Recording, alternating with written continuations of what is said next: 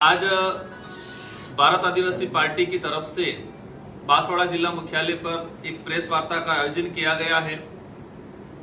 सभी की जानकारी में हाल ही के अंदर जो बांसवाड़ा, डूंगरपुर और पूरे राजस्थान में चर्चा का विषय जो बना हुआ है,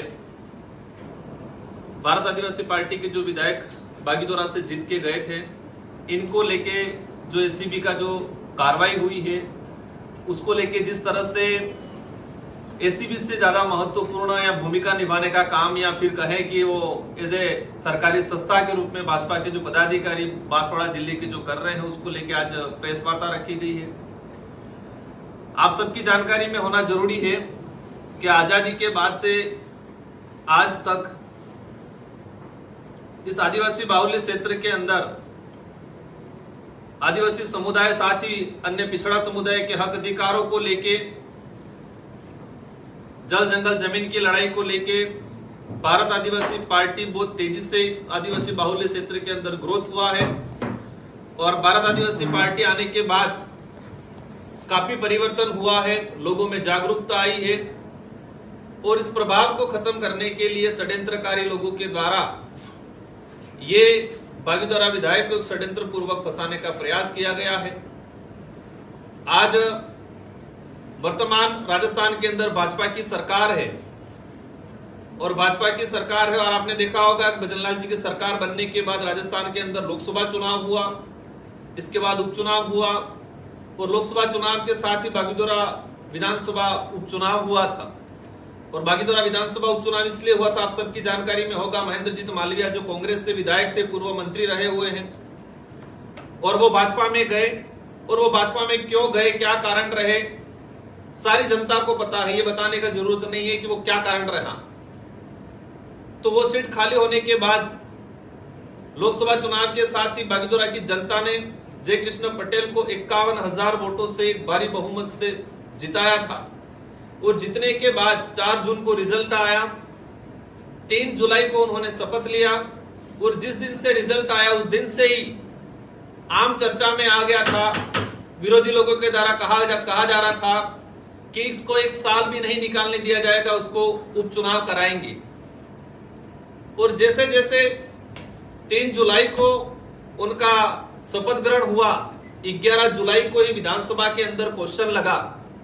ये आपके और हमारे सबके और आम जनता के जहन में है कि 3 जुलाई को जो बागीदोरा से विधायक चुन के गया, 11 जुलाई को ही क्वेश्चन लग गया। 3 जुलाई को शपथ ले रहा है, 11 जुलाई को क्वेश्चन लग गया। मतलब 7-8 दिन के अंदर वहां से कैसे क्या संपर्क हुआ, किसने क्या लगाया, ये भी एक जानने का विषय है। और ये सारा जो षड्यंत्र जिस तरीके से हुआ, आप सबकी जानकारी में होगा कि 2 क्वेश्चन लगे थे। जिस तरह से एसीबी ने कार्रवाई की, पार्टी का शुरुआत से रहा है, मैंने खुद ने हमारे पार्टी के पदाधिकारी सबने स्टेटमेंट दिए हैं। एसीबी की कार्रवाई हुई है, विधायक गलत है, एसीबी कोर्ट तय करेगा और एसीबी हमारी पार्टी की तरफ से भी एक्शन लिया जाएगा। लेकिन जिस तरह से कहानियां सामने आई बनी बनावट वाली, एसीबी के डीजी साहब ने प्रेस कॉन्फ्रेंस के दौरान कहा कि विधायक ने संपर्क किया और एफआईआर की कॉपी हमने पढ़ी, एफआईआर की कॉपी में क्लियर है कि विधायक ने उस पार्टी से संपर्क नहीं किया, उस पार्टी ने विधायक से संपर्क किया। पूरी एफआईआर को पढ़ी हमने, पूरी एफआईआर में 42 बार, 40 से 42 बार दोनों की आपस में चर्चाएं हुई है और इसमें से 28 बार उस आदमी ने आगे से संपर्क किया है। विधायक की तरफ से 11 बार कॉल हुए और 11 बार में भी लगभग 7 बार तो रिप्ले में कॉल किया गया। और एक ये चौंकाने वाला बात है, राजस्थान में भाजपा की सरकार है, जो रामनिवास मीणा टोडा भीम से भाजपा का विधायक प्रत्याशी रहा। एक आम पब्लिक, आम कार्यकर्ता, आम जनता समझती है कि जो भाजपा की सरकार है, भाजपा का विधायक प्रत्याशी रहा है और वो क्यों डरेगा क्षेत्रीय पार्टी के विधायक से। एक ये मतलब ये सारी क्लियर है कि एक षड्यंत्र हुआ और वो भाजपा का विधायक प्रत्याशी के नॉमिनेशन में जिस कंपनी की माइंड चल रही है, उस कंपनी के एवज में जो पैसे मांगने का जो ड्रामा बता रहे हैं, मान लिया विधायक हो सकता है गलत हो, लेकिन उस कंपनी की वैल्यू हुई 1 करोड़ 55 लाख है। जिस कंपनी की वैल्यू 1 करोड़ 55 लाख है, वो 2.5 करोड़ देने के लिए क्यों तैयार हुआ। और जो पैसे देने आया है रामनिवास मीणा का बच्चा रविंद्र मीणा, उसने 2011 में एलएलबी की है, सुप्रीम कोर्ट में प्रैक्टिस किया है। एक सुप्रीम कोर्ट का जो वकील रहा है वहां प्रैक्टिस कर रखी है, वो भी बसपा से विधायक प्रत्याशी रहा है। इस लेवल का जानकार आदमी विधायक प्रत्याशी, उसके पिताजी भाजपा के नेता रहे हैं, इस तरह का आदमी एक विधायक से डर के क्यों पैसे देगा? क्यों? विधानसभा के अंदर क्वेश्चन लगा, दीपा विधायक रहा हूं, विधायक की जो प्रणाली होती है कि किसी भी विधायक पे कार्रवाई होती है और विशेषकर विधानसभा परिसर में कार्रवाई होती है या किसी भी विधायक को फोन ट्रेस पे लगाया जाता है तो सरकार के गृह मंत्री को और विधानसभा अध्यक्ष को सूचित किया जाता है कार्रवाई करने से पहले और फोन ट्रेस करने से पहले। तो गृह मंत्री भजनलाल जी है, आज राजस्थान के मुख्यमंत्री है, विधानसभा अध्यक्ष जी हमारे वासुदेव जी है, उनका कार्रवाई के दौरान स्टेटमेंट आता है कि मेरी जानकारी में नहीं था, कार्रवाई होने के बाद जानकारी में आया। ये राजस्थान की जनता को गुमराह कर रहे एक आदिवासी विधायक को फंसाने का षड्यंत्र किया गया है, क्योंकि विधानसभा अध्यक्ष को बिना जानकारी के एसीबी या कोई भी कार्रवाई नहीं कर सकता है। सेंट्रल की जो एजेंसियां वो भी अगर रूलिंग में विधायक है उस पर सीधी कार्रवाई नहीं कर सकते विधायक सभा अध्यक्ष को सूचित किए बिना, लेकिन अध्यक्ष जी ने कहा कि मेरी जानकारी में नहीं था। इन सारी कहानियों से सामने आता है कि ये प्री प्लान एक एजेंडा था।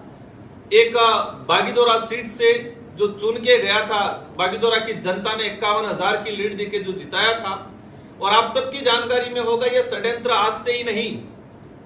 इस इलाके में ये इलाका कहा जाता है संतों की भूमि है, शहीदों की भूमि है, संत सुम्माल महाराज हो, मापजी महाराज हो, और यही षड्यंत्रकारी लोग राजस्थान के अंदर जब पैसा कानून बना 2011 में, उस पैसा कानून को नपुंसक बनाने का काम किया जो आज षड्यंत्रकारी लोग। ये नई बात नहीं है, लोगों की जानकारी में नहीं आया, बोली बाली जनता है, आज तक उन्होंने गुमराह किया। ये भी जानने की जरूरत है कि इस इलाके के अंदर 2013 आरक्षण को लेकर जो अधिसूचना जारी हुई, रिजर्वेशन पॉलिसी 2013 में जारी करवाई उन्होंने, मैंने खुला लिखा था ये काला कानून है इस इलाके को लेके। वही षड्यंत्रकारी लोग जिन्होंने 2013 में काला कानून पास किया।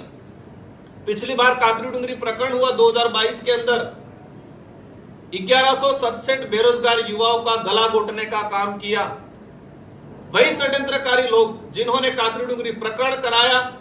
काकरी डूंगरी प्रकरण जिस दिन हुआ उस दिन बांसवाड़ा से कितनी गाड़ियां, उसके पहले दिन कितनी गाड़ियां गई थी, किस नेता के संपर्क में थी, ये भी जनता को पता है, लेकिन खौफ बना रखा है। वही षड्यंत्रकारी लोग हैं जिन्होंने आज बागीदोरा विधायक को फंसाया। आज देखते होंगे बांसवाड़ा के अंदर आरक्षण को लेके खायला घाटी जो थी, उस होयन घाटी जो थी, होयन घाटी पे आरक्षण को लेके जो आंदोलन कर रहे थे, इन लोगों को जेल में डलवा के इनको यातना देने का काम किया, वही षड्यंत्रकारी लोग हैं। इन सबको समझना जरूरत है।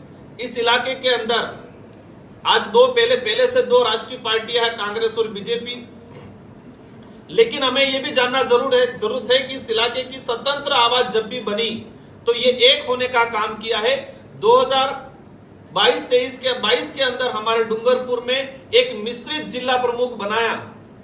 ये वही षड्यंत्रकारी लोग हैं, स्वतंत्र आवाज को, हक अधिकार की बात करने वाली पार्टी को दबाने के काम के लिए दोनों पार्टियां जिला प्रमुख बनाने में एक हो गई थी। वही षड्यंत्रकारी लोग हैं जो आज इस षड्यंत्र में सम्मिलित हैं। इन सारी चीजों को जानना जरूरी है। और भारत आदिवासी पार्टी की शुरुआत से हमारे कांति भाई के नेतृत्व में कमेटी बनी है, वो जांच कर रही है, उसका भी आगे ये जानकारी में देंगे। लेकिन मैं कहना चाहूंगा बांसवाड़ा की जनता को, जो मंच पे चढ़ के माहौल बना रहे हैं, चोर है, मान गए हमारा विधायक गलत है, एसीबी तय करेगी, एसीबी सजा देगी, पार्टी भी कार्रवाई करेगी। लेकिन यह भी जानना जरूरी है कि भाजपा में जाने से 7 दिन पहले भ्रष्टाचारी थे।